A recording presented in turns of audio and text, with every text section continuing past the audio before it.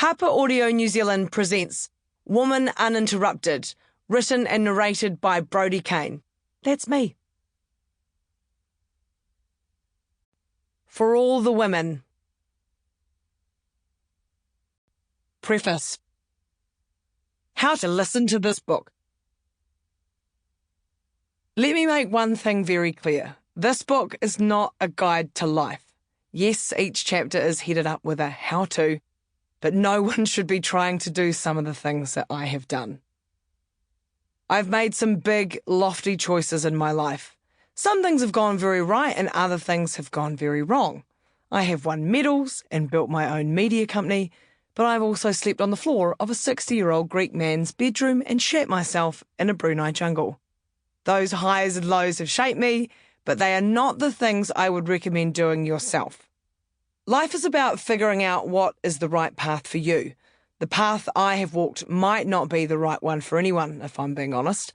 This book about my experiences isn't going to give you any of the answers or unlock the secrets of how to live a great life.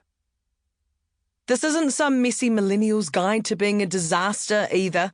If you were hoping to feel better about yourself by reading the tales of a hopeless case who has never made their bed and doesn't know their own credit card PIN, this might not be the right book for you. When you are an extroverted, passionate woman like me, people often assume you might be a disorganised mess, but believe it or not, I'm actually a pretty tidy person who pays her bills on time and doesn't flake out on her appointments. I'd say I'm pretty good at the whole being an adult thing. What you will get with this book is a collection of the best yarns pulled from the life of a woman in her mid-30s. Oh, okay, I'm almost 40, but I'm still saying mid. Who has, give or take a few months, been single her entire life. Perhaps being independent for so long has given me the freedom to embark on some pretty unique adventures. Some have gone well, some have gone not so well. This isn't the story of my life, but it is some of the best stories from my life, the good and the bad. It is not in chronological order. This isn't a memoir. So if you want to hear about someone's life in the exact order that it happened, please listen to something else. It will skip out a whole lot of the boring years, but what's been kept is all the good stuff. There's no filler here. These are the stories I have regaled friends and strangers with over and over again.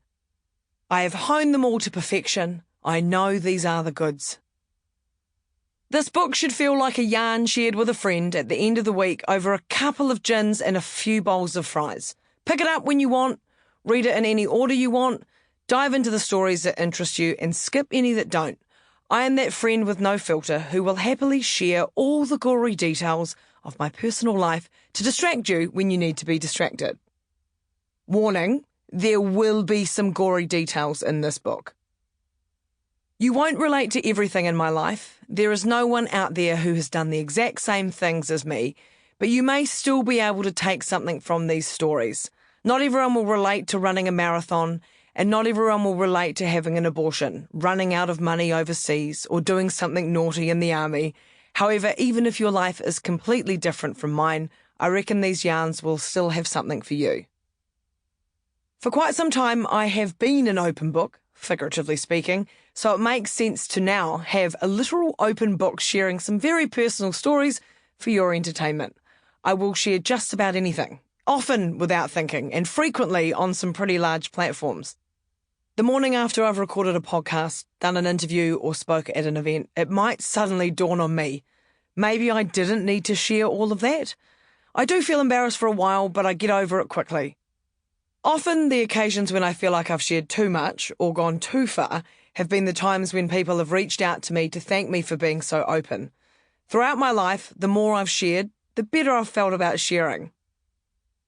When I was growing up, there were lots of subjects that weren't considered appropriate to be spoken about publicly. There were a lot of unwritten social rules about the things you weren't supposed to share. I didn't hear many people, let alone many women, talking openly about their lives, the good, the bad, and the ugly. From the way teen mags used to seal away sections deemed too graphic, to the way women are portrayed in the media now versus then, a lot has changed, and I feel grateful that things have changed. It's been wonderful to watch women kicking down doors over my lifetime. I feel we are making great progress in being open, honest, and comfortable in sharing. Sample complete. Ready to continue?